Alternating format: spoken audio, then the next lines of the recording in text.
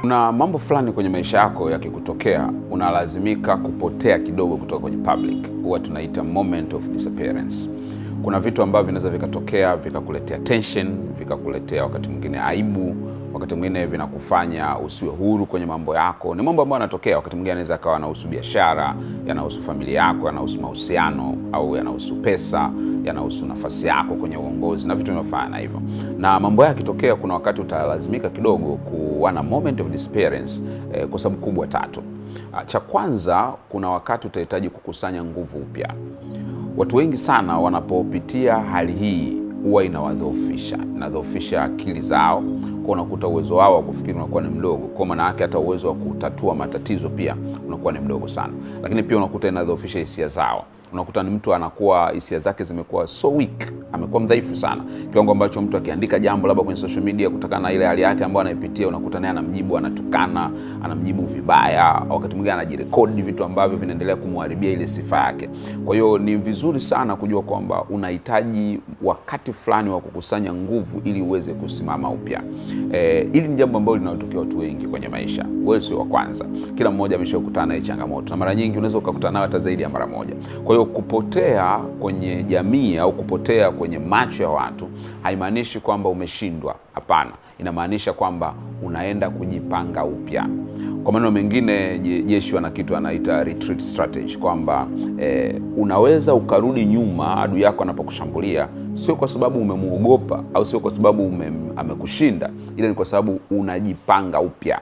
Kwa maana yake ni kwamba naweza nikaamua kupotea kwa muda fulani, nikapotea labda kwenye mitandao ya kijamii, nikapotea maeneo ambayo nimezoeleka, nikapotea hivyo. Kuna maeneo unaamua kupotea makusudi, ni strategic disappearance, lakini dhamira yake ni kukusaidia kukusanya nguvu upya ili urudi ukiwa na nguvu mpya. La sivyo, kadiri unavyoendelea kulazimisha kuwepo katika macho ya watu na katika maeneo ambayo umezoeleka, maana yake nguvu zako zinazidi kushuka chini. Kwa badala ya kuendelea kupanda juu, kitakachotokea kulazimisha kwako kutakusababisha uendelee kudhoofika na mwisho utapotea kabisa, au utatengeneza matatizo makubwa zaidi, kwa sababu kama nilivyosema, hisia zako zitakuwa dhaifu, kwa uwezo wako kukabiliana zile changamoto unakuwa ni mdogo sana. Kwa hiyo unatumia huo muda, the moment of disappearance, kwa ajili ya kukusaidia kukusanya nguvu mpya. Lakini cha pili, inakusaidia kuondoka au kujiondoa kwenye attention ya watu.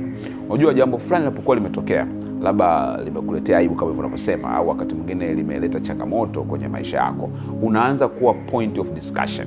Yaani watu wanakuwa wanakujadili, na kadiri watu wanapokuwa wanakujadili, inatengeneza fikra zingine, inatengeneza mitazamo mingine, na kwa sababu wewe ni mwanadamu, lazima kwa namna fulani unataka kujibu, au wakati mwingine sio kujibu, unataka kujitetea. Lakini wakati unajitetea, kuna vitu utazungumza ambavyo hawakuwa wanavijua watu, lakini utalazimika kuvisema ili wathibitishie ukweli ambao pengine hauwajui.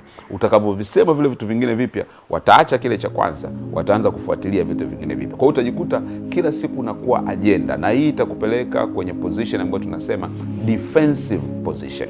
Sasa ukiwa kwenye defensive position, ni position hatari sana kwenye maisha. Kwenye boxing huwa wanasema kwamba unaweza kuwa offensive, yani ukashambulia, au unaweza kuwa defensive, maana yake ukalinda zaidi.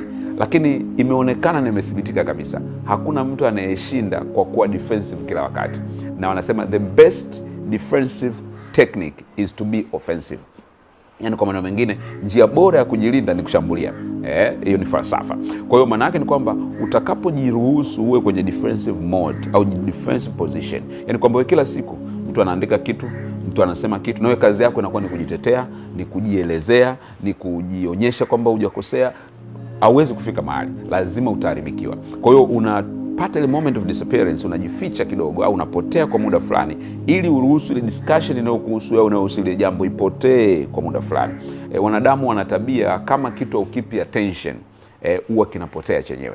Ndio maana hata kwenye majina ya utani, wakikupa jina la utani, ukilichukia ndio linakukaa zaidi, lakini ukilipuuzia huwa likukai zaidi. Wewe angalia majina yote ya utani ambayo watu yamewakaa kwenye maisha yao, mwanzoni walikuwa wanayachukia.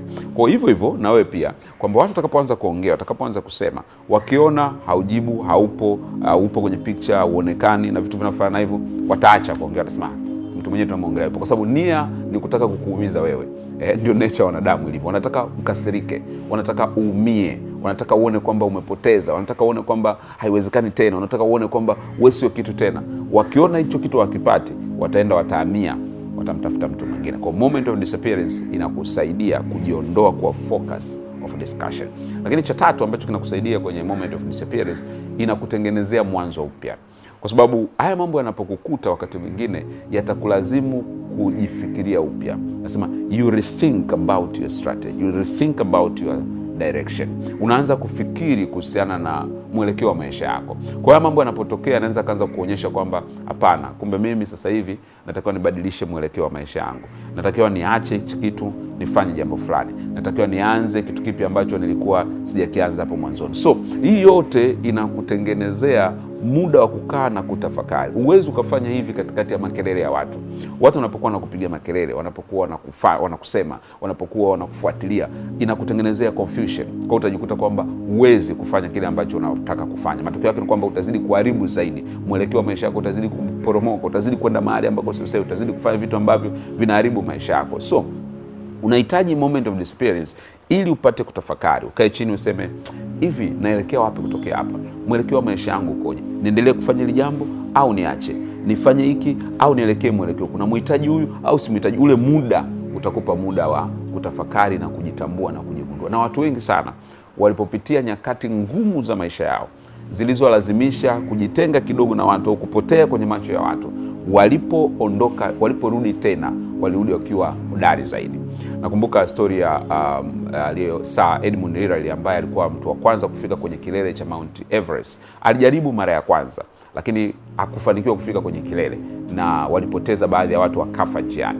Baada hapo aliposhuka chini, nakumbuka walimwandalia sherehe, ingawa kufika kileleni, lakini aliandaliwa sherehe kwamba hii ni sherehe tunakuandalia kwa kupongeza, hujafika kileleni lakini angalau umeweza kufika sehemu fulani. Wakati wanafanya ile sherehe, walikuwa wameweka ile bana kubwa sana yenye mlima Mount Everest.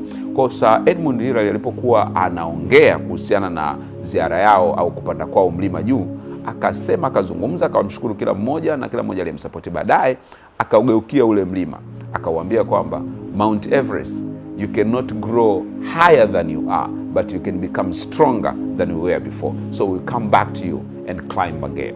Kwamba mlima Everest wewe huwezi kukua na kuwa mrefu zaidi ulivyokuwa, lakini sisi tunaweza kuwa bora na hodari zaidi ambavyo tulikuwa. Tunaenda kujipanga upya ili turudi tena kupanda. Na nini kilitokea? Baada ya miaka michache alirudi tena na akapanda, akafika kileleni. Kwa hiyo kujitoa kwenye macho ya watu kwa muda mfupi sio ishara ya kushindwa, ni ishara ya kwamba unajitambua na unajiandaa kwa ajili ya kushinda zaidi. Kung'ang'ania kuendelea kuwepo wakati nguvu zinakuishia ni kujimaliza. See you at the top.